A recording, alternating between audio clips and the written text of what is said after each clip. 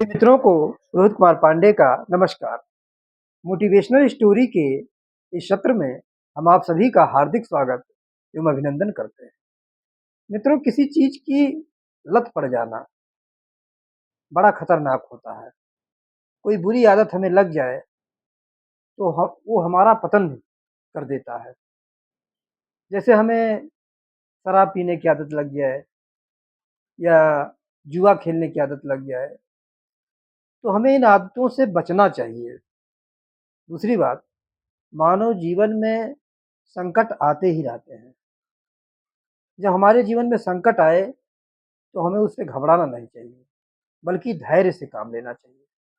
जो व्यक्ति धैर्य से काम लेता है वो संकटों से धीरे धीरे मुक्त हो जाता है।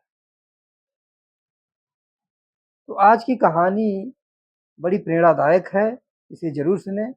आज हम आपको लेकर चलते हैं महाभारत काल की ओर। महाभारत काल में नल और दमयंती की कथा आती है, जो बड़ी ही महत्वपूर्ण और प्रसिद्ध कथा है।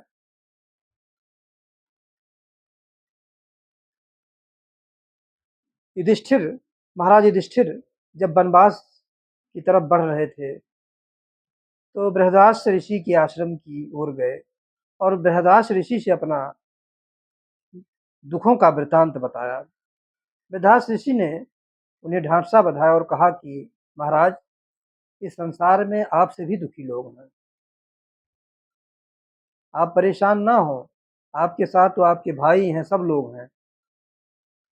तो वो युधिष्ठिर को महाराज नल और महारानी दमयंती की कहानी सुनाते हैं। विदर्भ देश में भीष्मक नाम के राजा हुए। उनकी कोई संतान नहीं थी, इससे वो परेशान रहते थे। एक दिन उनके दरबार में दमन ऋषि आए। दमन ऋषि का उन्होंने बड़ा स्वागत स्वागत सत्कार किया। दमन ऋषि बड़े प्रसन्न हुए उनकी सेवा से और उन्होंने उन्हें संतान होने का आशीर्वाद दिया। दमन ऋषि आशीर्वाद देकर के चले गए।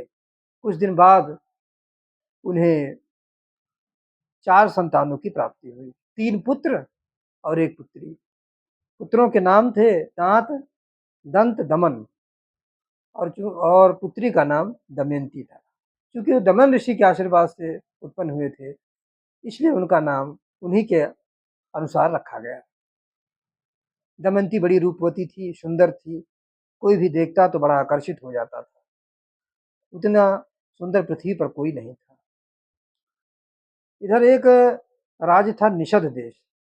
निषद देश में राजा वृषकेतु के पुत्र थे नल।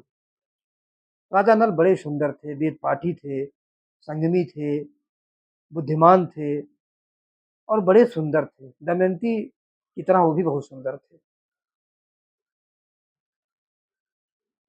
एक दिन की बात है कि राजा नल अपने उद्यान में घूम रहे थे,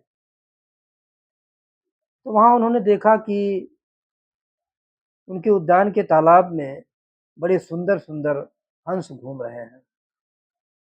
तो उन्होंने क्या किया, एक हंस को पकड़ लिया। वो हंस देखने में बड़ा सुंदर था।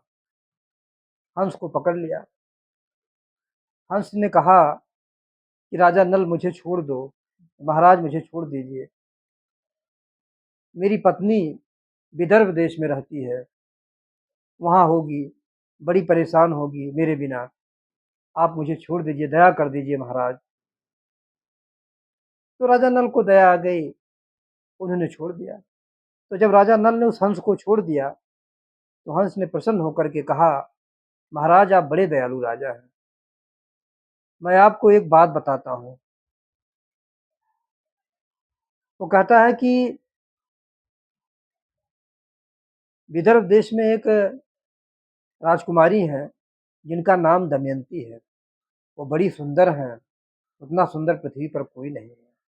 महाराज वो आपके योग्य हैं, आप अगर उनसे वर्ण कर लेंगे, अगर आपका उनसे शादी हो जाए तो बड़ा अच्छा होगा, क्योंकि आप ही की तरह वो भी हैं। तो हंस ने बड़ी प्रशंसा की। तो उसने कहा हंस ने कि मैं आपकी सारी बातें रानी से बताऊंगा, रानी दमयंती से, राजकुमारी दमयंती से कहूंगा, आपके बारे में मैं जाऊंगा और वहां बताऊंगा, जिससे आप दोनों का मिलन हो जाए। वह हंस वहां से उड़ करके गया और राजा भीष्मक जी के राज में पहुंचा। वह हंस रानी के तालाब में घूम रहा था। राजकुमारी दमयंती ने देखा, देखने में बड़ा सुंदर था, उसे पकड़ लिया। वो जानबूझकर पकड़ाया था। तो उसने कहा, अरे दमयंती, तुम मुझे छोड़ दो तो मैं तुम्हें एक बात बताऊंगा। तो दमयंती ने छोड़ दिया। कहा, बताओ। उसने कहा कि निषद देश में एक राजा है, राजा नल। वो बड़े सुंदर हैं, बड़े रूपवान हैं, गुणी हैं। उनके जैसा सुंदर पृथ्वी पर कोई नहीं है। अब वो तुम्हारे योग्य हैं। दमयंत राजा नल के बारे में उसने बहुत कुछ बताया। तो दमयंती की जिज्ञासा बढ़ती गई। उन्होंने हंस से संदेश में कहा कि यही बात तुम राजा नल से कहना, जो बात तुमने राजा नल के बारे में मुझसे कही है, मेरे बारे में भी वही बात राजा नल से कहना। वह हंस उड़ के गया और वहां राजा नल से दमयंती की प्रशंसा की। अब बिना देखे दोनों में आकर्षण होने लगा, दोनों में प्रेम पैदा होने लगा। दमयंती ने बहुत प्रशंसा सुनी और प्रशंसा सुनते सुनते रानी को राजा नल से प्रेम हो गया। रानी उन्हीं की याद में राजकुमारी उन्हीं की याद में दुबली पतली हो गई।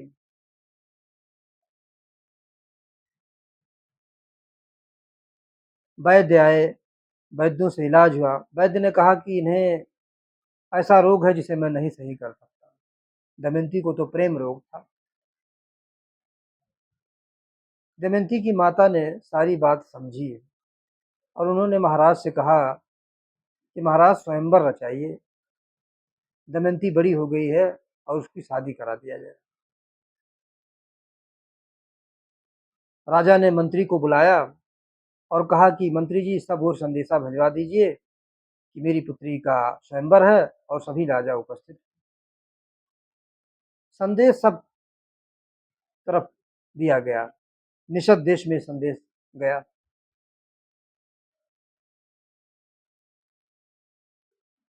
तो सब राजा स्वयंवर के लिए जाने लगे। राजा नल ने भी तैयारी की स्वयंवर में जाने के लिए। जब राजा नल वहां से चल रहे थे, जा रहे थे, उसके पहले दमयंती की स्वयंवर की चर्चा बहुत ज्यादा हो गई थी। तो देवर्षि नारद ने देवलोक में भी इसकी चर्चा की थी। देवलोक में इंद्र, वरुण, यम, अग्नि के सामने इसकी चर्चा की थी। तो उनकी चर्चा सुन करके,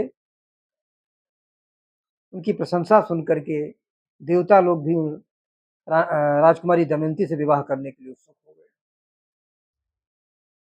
उनकी भी इच्छा थी कि हम शादी कर लें।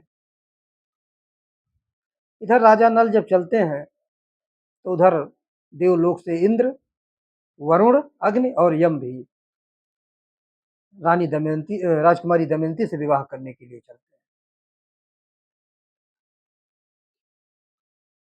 आकाश मार्ग से जब वो राजा नल को देखते हैं तो वो रुक जाते हैं। वो कहते हैं, ये तो बड़ा सुंदर राजकुमार है, बड़ा सुंदर है। दमयंती इसको देख करके वर्ण कर लेगी, क्योंकि इसका चेहरा तो हम लोगों से भी ज्यादा सुंदर है। तो राजा नल के पास आते हैं, पूछते हैं, कहते हैं, आप कहाँ जा रहे हैं? तो राजा नल कहते हैं कि मैं विदर्भ देश जा रहा हूँ, दमयंती का स्वयंवर है।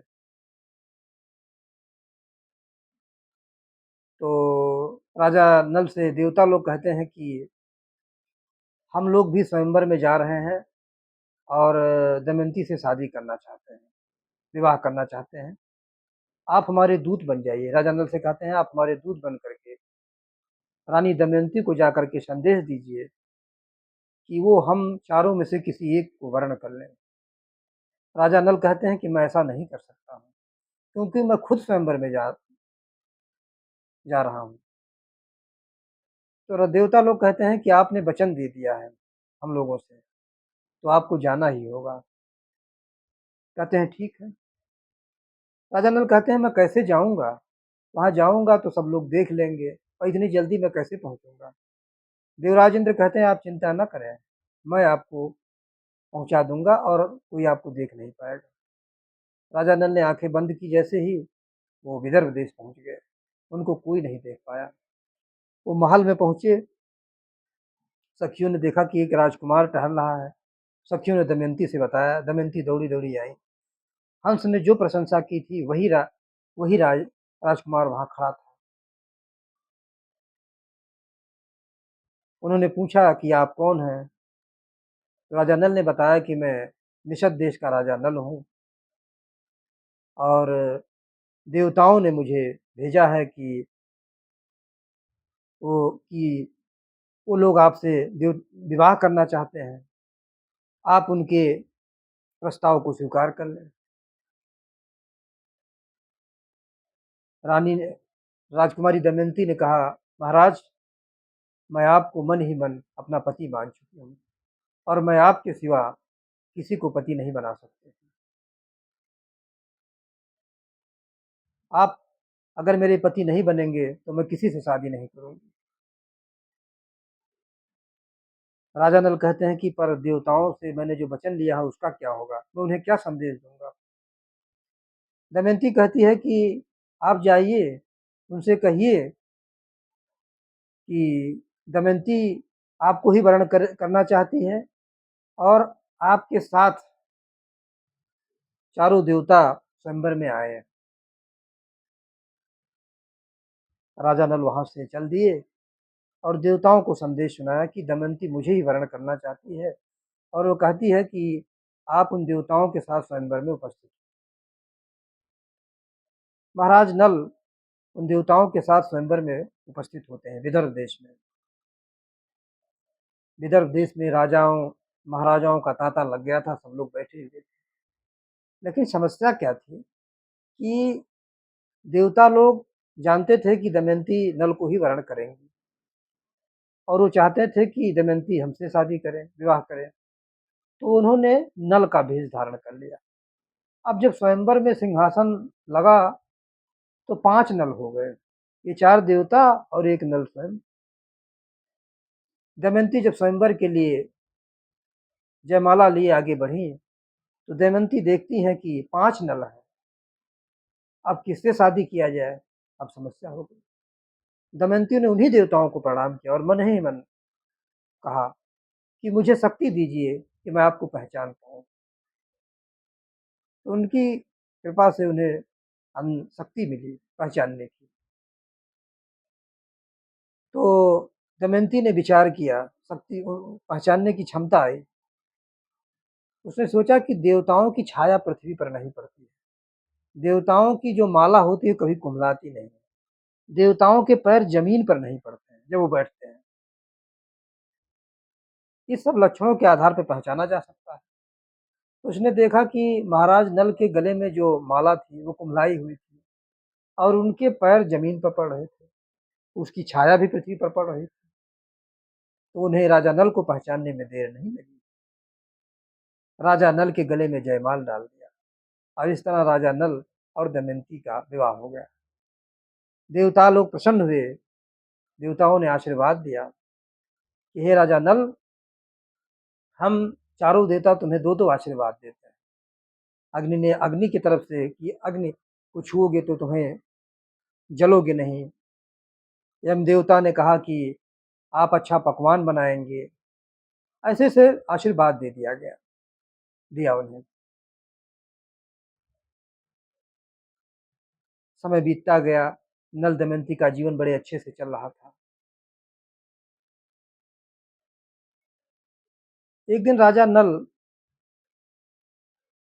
इन चारों देवताओं की पूजा किए, लेकिन वो पूजा में कलयुग की पूजा करना भूल गए। कलयुग की पूजा नहीं। इससे कलयुग बड़ा नाराज़ हो गया था और इस उसने कि इन्हें कैसे दंड दिया जाए? इन्होंने हमारी पूजा नहीं की है, तो इन्हें दंड देना दिया जाए। इस उद्देश्य को लेकर के वो जो है द्वापर युग के पास जाता है और द्वापर युग से अपनी योजना बताता है। द्वापर युग से कहता है कि आप राजा को आप मेरा साथ दीजिए और मैं राजा को जुआ खेलने के लिए प्रेरित करूँगा और आप उन पासे में बैठिए। द्वापर युग कलयुग की बात मान गया। दोनों में साठ-गाँठ हो गई। इधर राजा नल के जो भाई थे पुष्कर, वो राजा नल से अलग रहते थे। द्वापर युग और कलयुग बहुत दिन तक 12 साल तक राजा नल के दरबार में रहे और इस प्रतीक्षा में रहे कि राजा नल को राजा नल के शरीर में कैसे प्रवेश किया जाए। राजा नल में कौन-सी ऐसी कमी आए आए कि उस कमी का लाभ लेकर हम उनके अंदर प्रवेश कर जाएँ। 12 साल तक राजा नल में कोई कमी नहीं निकली। लेकिन एक दिन राजा नल संध्या वंदन करने गए।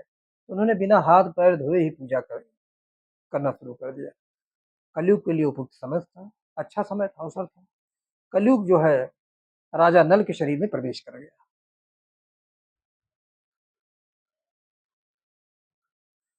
और इधर कलयुग एक दूसरे रूप में कलयुग जो है पुष्कर के पास गया, जो राजा नल के भाई थे, दूसरे राज्य में थे और पुष्कर को अंदर से उत्साहित किया कि तुम राजा नल से जुआ खेलो और जुआ खेलोगे तो तुम्हें राजपाट मिल जाएगा, राजा नल का राज्य मिल जाएगा। पुष्कर ने हामी भर दी, पुष्कर को लालच आ गया। राजा नल की एक आदत थी, जुआ खेलने की आदत, ये सबसे बुरी आदत थी उनकी। पुष्कर गया, उन्हें ललकारा कि राजा नल मैं आपसे जुआ खेलना चाहता हूँ। बहुत बार कहने पर राजा नल जुआ खेलने के लिए तैयार हो गए। दमयंती ने समझाया लेकिन नहीं माने, क्योंकि कलयुग सवार था तो किसी की बात नहीं सुनी। जुआ हो शुरू हो गया। जुआ में राजा सब कुछ हारने लगे और इधर सारे दरबारी नगर के सारे लोग आए आकर के खड़े हो गए राजा नल को मनाने की जुआ न खेलें। दमयंती ने कहा राज के सभी लोग आए हैं, वो आपको कह रहे हैं जुआ न खेलें। लेकिन राजा नल कहाँ मानने वाले थे, कलयुग सवार था। राजा नल बात नहीं मानी। जुआ में राजा सब कुछ हार गए, कोई चीज बचा नहीं, सब हार गए। पुष्कर ने उनका राज्य पाट सब कुछ ले लिया। अब राजा नल एक कपड़ा पहन करके और रानी दमयंती एक साड़ी पहन करके नगर से बाहर निकल गए। पुष्कर ने पूरे राज में ढिढोरा पिटवा दिया, कोई भी राजा नल को शरण नहीं देगा, जो भी राजा नल को शरण देगा उसे मृत्यु दंड दिया जाएगा। अब कोई राजा नल को शरण नहीं देता था। राजा नल और दमयंती चल दिए वन की ओर, बड़े दुखी थे। राजा नल को प्यास लगी, पानी पिए, फिर उन्हें भूख लगी तो देखा कि जो है पक्षी देखा कि कुछ मछलियां हैं तालाब में, तो मछलियों को पकड़ के लाए और भूने। तो जब भूने तो मछलियों में राख लग गई, तो सोचे लाए लाओ इस मछलियों को धो आए। जैसे ही उस मछलियों को धोए पानी में, वो मछलियां गायब हो गई। कलयुग का प्रभाव था। कुछ दूर आगे चले तो राजा नल देखे कि बड़े सुंदर सुंदर पक्षी टहल रहे हैं, एकदम उनका पंख सोने का है। राजा नल ने सोचा कि अगर इन पक्षी को हम पकड़ लें तो इन पंखों को बेच करके जो है हम अपनी जीविका अर्जन कर लेंगे। राजा नल ने जो कपड़ा पहना था उस पक्षी के ऊपर फेंक दिया। पक्षी जो है उस कपड़े को लेकर के भाग गया और उसने कहा राजा नल, जब तुम राज से निकले थे तो बड़ी दया आ गई थी, लेकिन अब तुमने अपना वस्त्र फेंक दिया, हम इसे ले जा रहे हैं। हम द्वापर हैं, हम पासे में थे, तुम्हारे पासे में बैठ गए थे। हम और कलयुग मिलकर तुम्हारे पासे में बैठ गए। अब राजा नल के पास कुछ वस्त्र नहीं था। जो था वो भी गायब। तो राजा नल कुछ दूर आगे बढ़े, तो उन्हें थकान सी हो गई, तो एक धर्मशाला में रुके। राजा नल को नींद नहीं आ रही थी, दमयंती सोई हुई थी। सोच रहे थे कि मेरे कारण दमयंती को बड़ा कष्ट हो रहा है।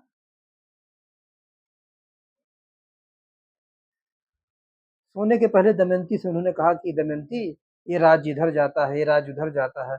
सब राज्यों का मार्ग बताया था। उन्होंने इसलिए बताया था कि ये सोचा था कि दमयंती को मैं अगर छोड़ के चला जाऊं, तो दमयंती इन रास्तों से चली जाएगी।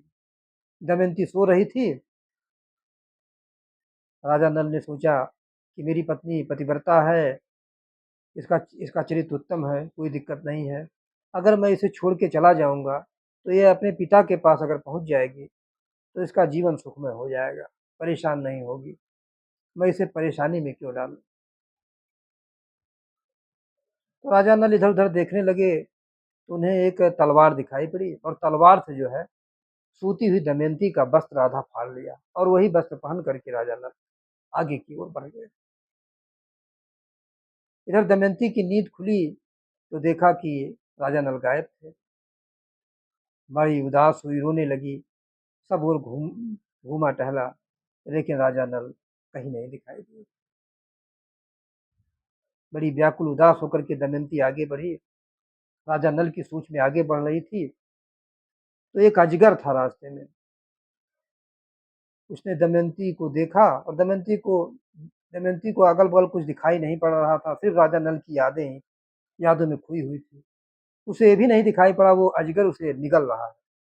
अजगर रानी दमयंती को निगलने लगा। दमयंती ने चिल्लाया कि बचाओ बचाओ।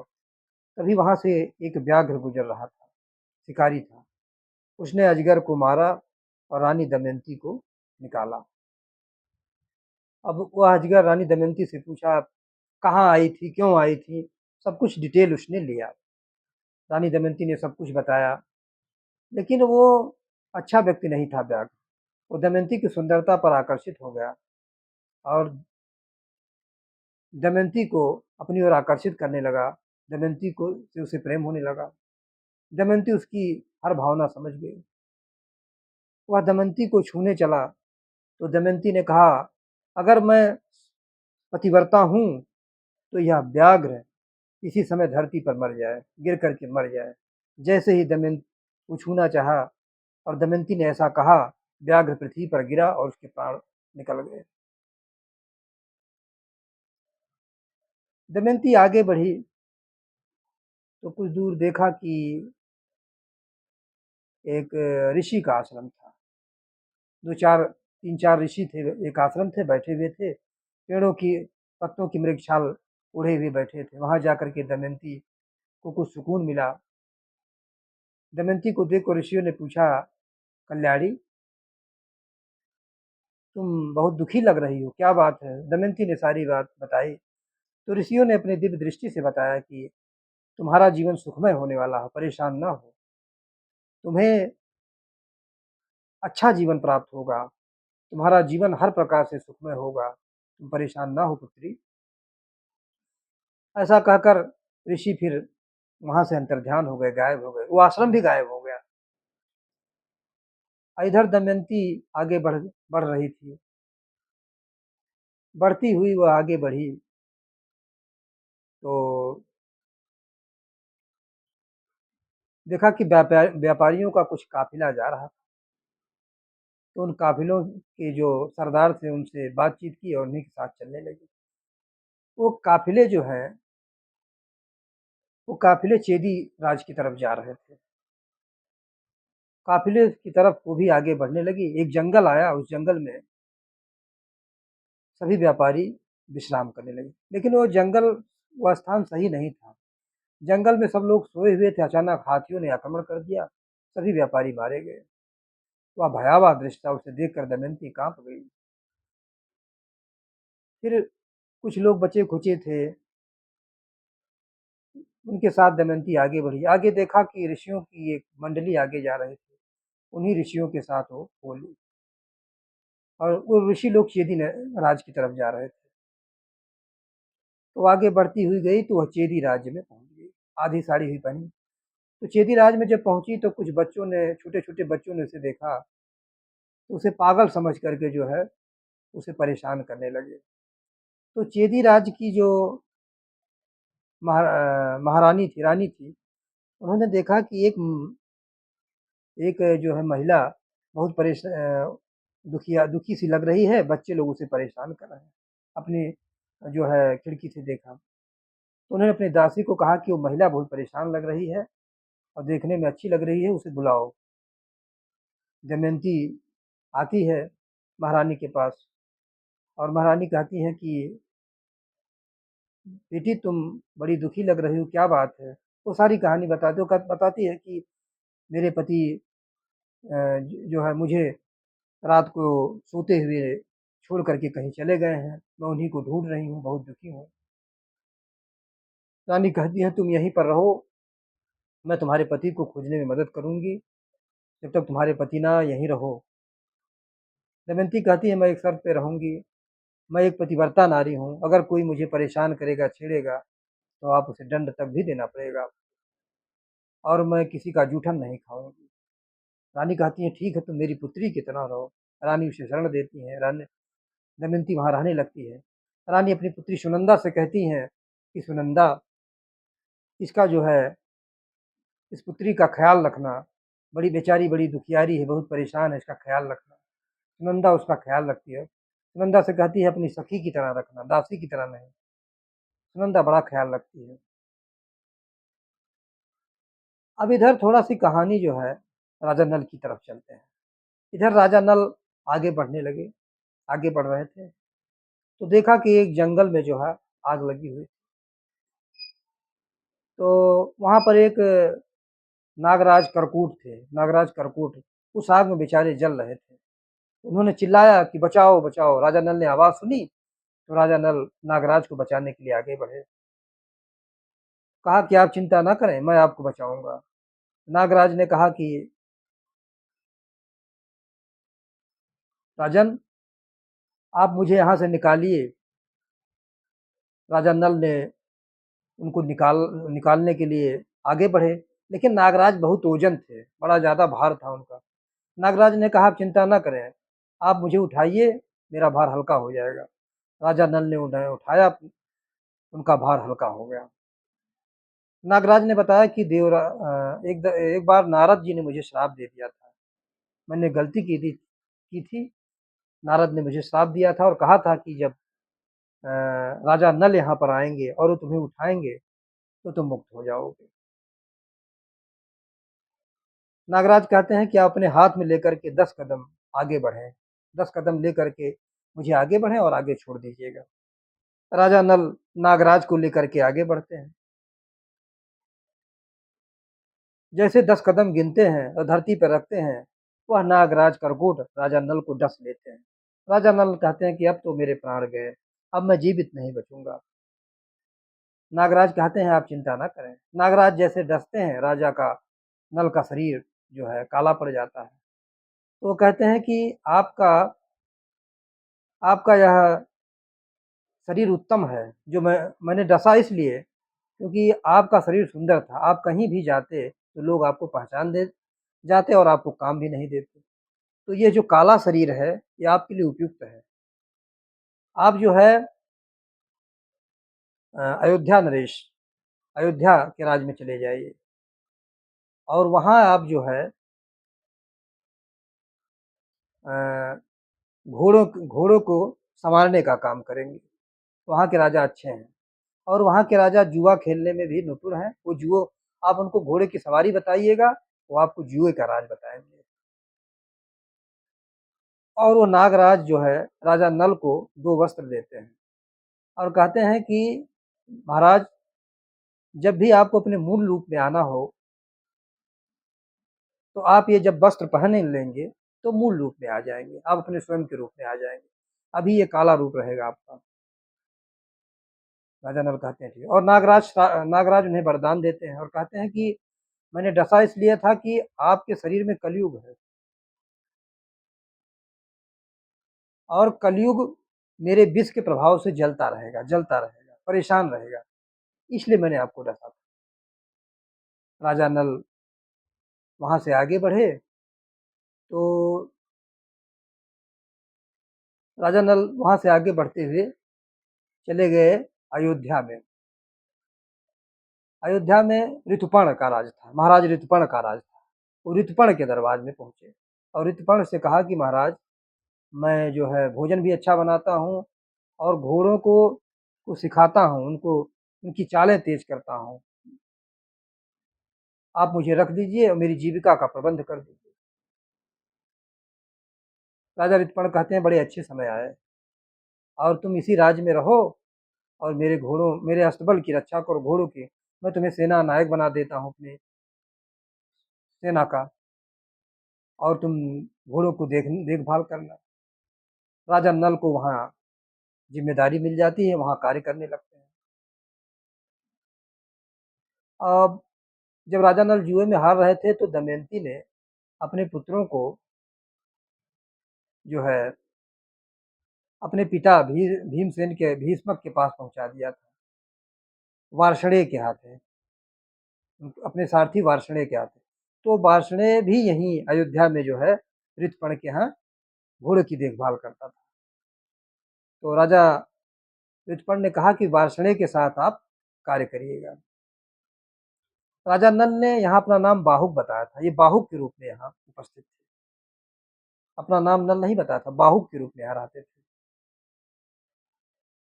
धीरे धीरे समय बीतता गया। अब इधर चलते हैं दमयंती की कहानी की तरफ। इधर राजा भीष्मक बड़ी चिंतित थे कि मेरी पुत्री और दामाद जो है वन की ओर गए हैं, इन्हें कैसे लाया जाए। वो ब्राह्मणों को बुलाते हैं, ब्राह्मणों से कहते हैं कि मैं स्वर्ण मुद्राएं दूंगा और गौएं दूंगा, जो भी अ, मेरी पुत्री को खोज कर लाएगा। तो एक ब्राह्मण सुदास रहते थे, तो उनको नियुक्त करते हैं राजा भीष्मक। और ब्राह्मण सुदास जो है जाते हैं खोजने के लिए। राजा सुदास खोजते खोजते चेदी राज में पहुंच जाते हैं। चेदी राज में देखते हैं कि वहाँ फंक्शन हो रहा था और वहाँ एक स्त्री बैठी हुई है। वो पहचान जाते हैं कि रानी दमयंती है। रानी दमयंती से मिलते हैं, सारा वृतांत बताते हैं कि आपके पिता ने मुझे भेजा है। यह बात सुनंदा सुनती है, सुनंदा अपनी माँ से बताती है।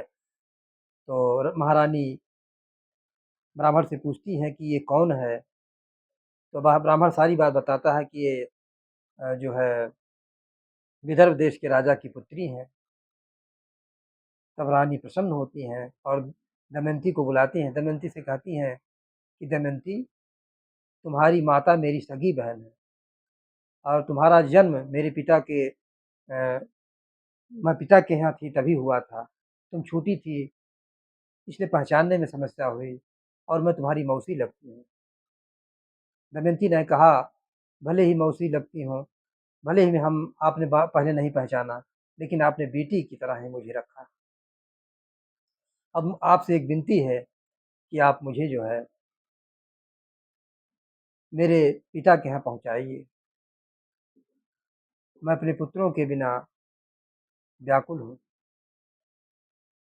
तो रानी प्रबंध करती हैं, व्यवस्था करती हैं और दमयंती को जो है पहुँचाने का प्रबंध करती हैं विदर्भ राज में। विदर्भ राज में रानी दमयंती जाती हैं, उनका बड़ा स्वागत होता है। सब लोग प्रसन्न हो जाते हैं, दमयंती मिल जाती है। अब कुछ दिन बीता, दमयंती अपनी माँ से कहती है कि मैं राजा नल के बिना बड़ी दुखी हूँ, आप कुछ ऐसा उपाय कीजिए कि राजा नल मिल जाए। रानी महाराज भीष्मक से यह बात बताती है। भीष्मक जी ब्राह्मणों को बुलाते हैं और कहते हैं कि राजा नल को खोजने के का उपाय कीजिए। एक ब्राह्मण को नियुक्त किया जाता है, एक ब्राह्मण को चुना जाता है, वो जाते हैं, वो खोजते खोजते अयोध्या पहुंच जाते हैं। और हाँ, तो एक ब्राह्मण को जब नियुक्त किया जाता है तो जाने के पहले दमयंती कहती है कि जब आपकी राजा नल से भेंट हो, ऐसा लगे कि राजा नल हो, तो उनसे कहना कि एक स्त्री थी जिसे राजा नल जो है सोता हुआ छोड़ करके चले आए। ऐसी तमाम बातें उन्होंने बताई और ऐसा कहना, और वो दुखियारी बेचारी घूमती घूम घूम रही है हर जगह, और वही वस्त्र पहने हुए है, वही जो आधा वस्त्र उनके शरीर से आधा वस्त्र फाड़ करके लेकर के चले गए थे, वही वस्त्र पहने हुए हैं। इतनी बात कहना। ब्राह्मण गए और खोजते-खोजते हुए महाराज ऋतुपर्ण अयोध्या की तरफ पहुँचे। जब अयोध्या पहुँचे,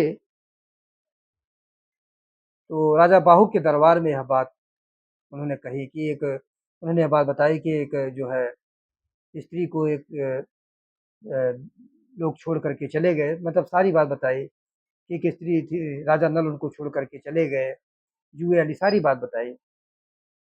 तो वहाँ कोई कुछ नहीं बोला, लेकिन जब वो ब्राह्मण चलने लगे, तो जो बाहुक थे, बाहुक के रूप में राजा नल थे, वो ब्राह्मण से मिले और उन्होंने जो है कहा कि जो आपने कहानी बताई, वो तो ठीक है, लेकिन उनकी भी कोई मजबूरी रही होगी, इसलिए उन्होंने जो है वो छोड़ करके चले गए होंगे।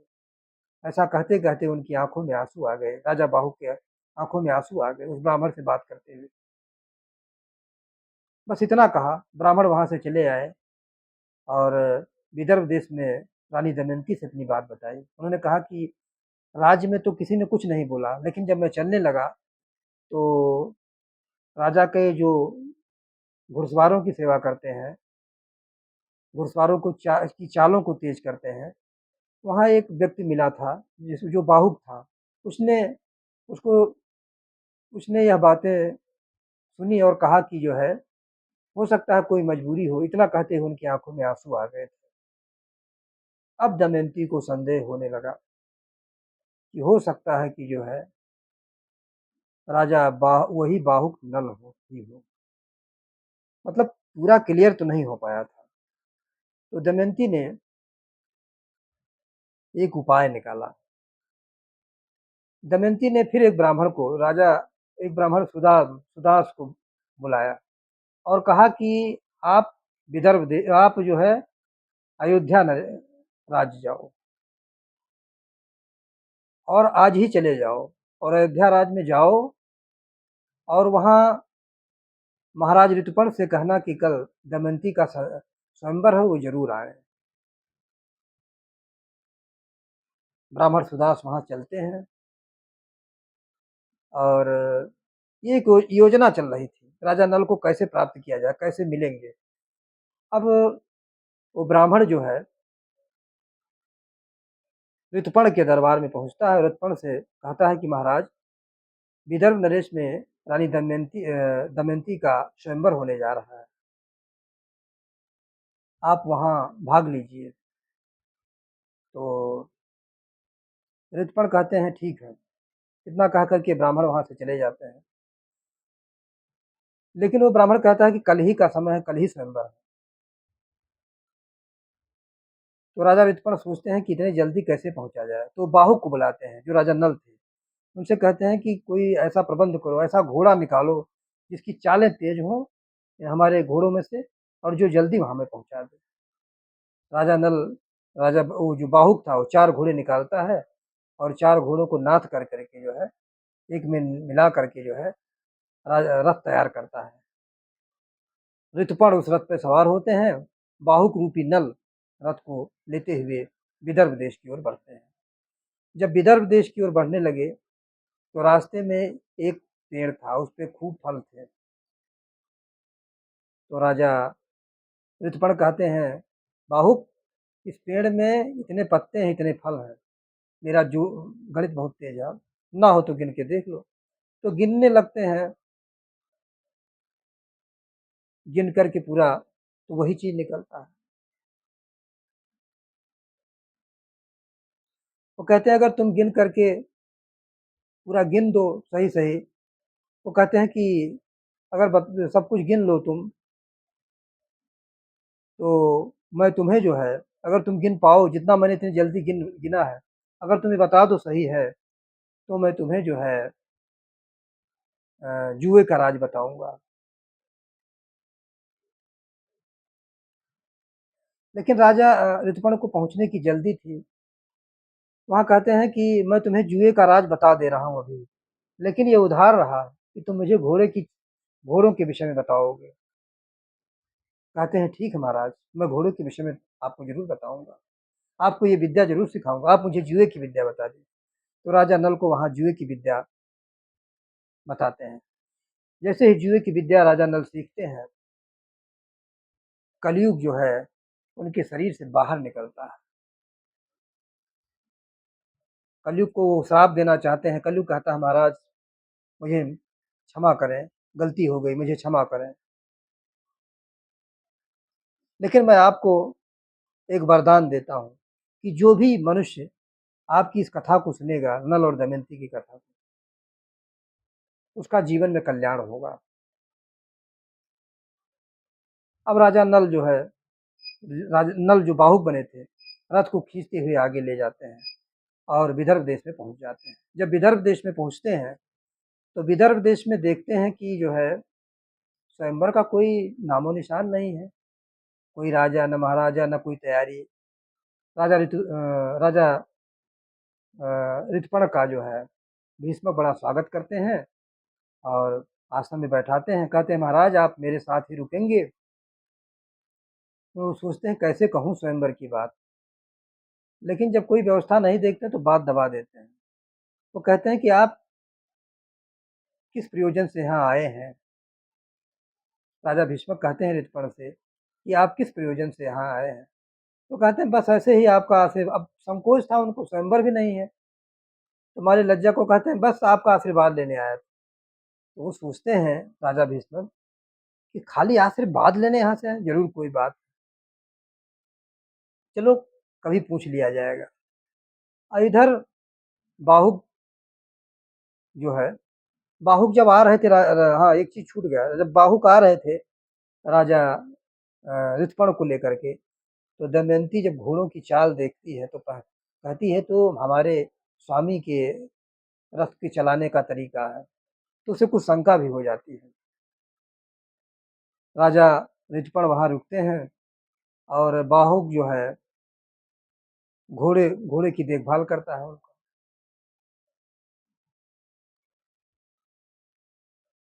अब इधर दमयंती को शक हो जाता है कि कहीं यही तो राजा नल नहीं है। तो वो अपनी दासी को भेजती है और कहती है कि यह कहानी जो है बताओ कि एक स्त्री थी, उसे एक लोग एक छोड़ करके चले आए, जो है एक नल थे, राजा नल थे, वो छोड़ करके चले आए, उनके शरीर से आधा वस्त्रों को भी फाड़ लिया था। ऐसा वो कहती है, सुनाती है बात। राजा नल कहते हैं कि उनकी मजबूरी थी, इसलिए ऐसा उन्होंने किया था, वो अपनी पत्नी को कष्ट में नहीं देखना चाहते थे। दासी वो सब बातें वहाँ बताती है तो उनका जो शक था वो उसमें बदल जाता है, सच में बदलने लगता है। वो अपनी माता से कहती हैं दमयंती की बाहुक को मुझे शक हो रहा है कि वो राजा नल है, मेरे महल में आने का की आज्ञा दे दी जाए। आज्ञा दे दी जाती है। बाहुक आता है, बाहुक के सामने सारी बातें होती हैं। रानी दमयंती पहचानने की कोशिश करती हैं, सारी बातें होती हैं। राजा नल राजा नल को वो पहचानती है। फिर राजा नल जो नागराज ने जो वस्त्र दिए थे उन वस्त्रों को पहनते हैं, फिर अपने मूल रूप में आ जाते हैं।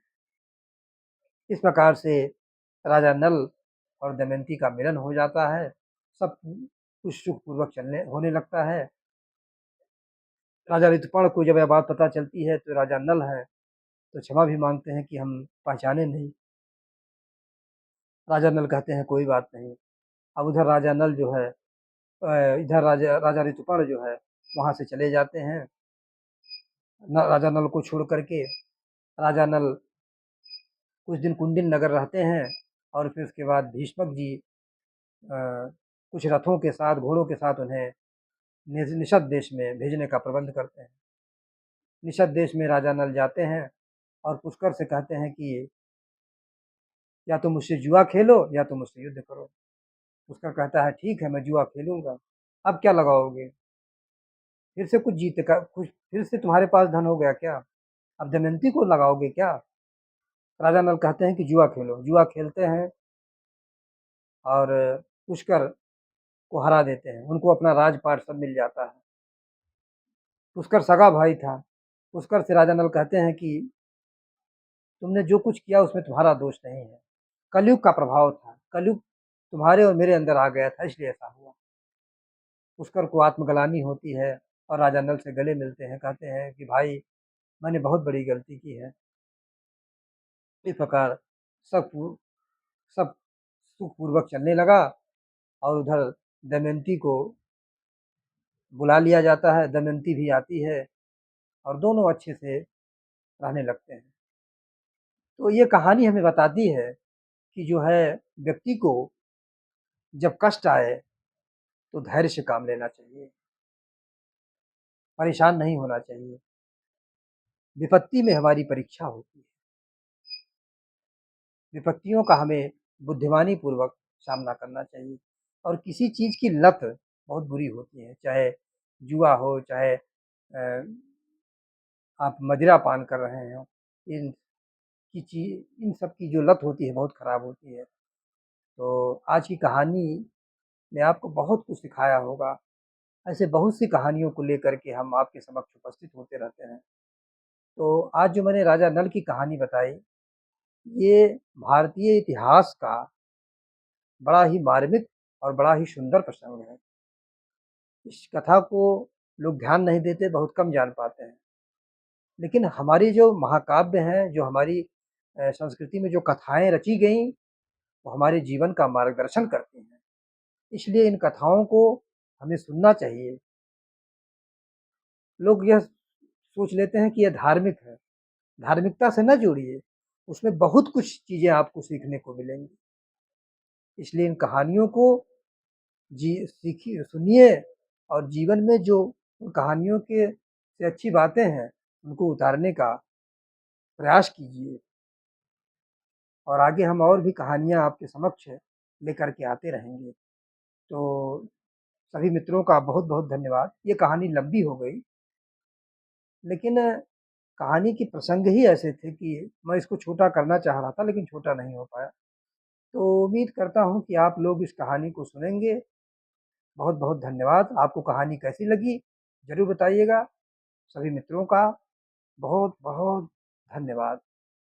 जय श्री कृष्णा, जय श्री कृष्णा, जय श्री कृष्णा, जय श्री कृष्णा, जय श्री कृष्णा।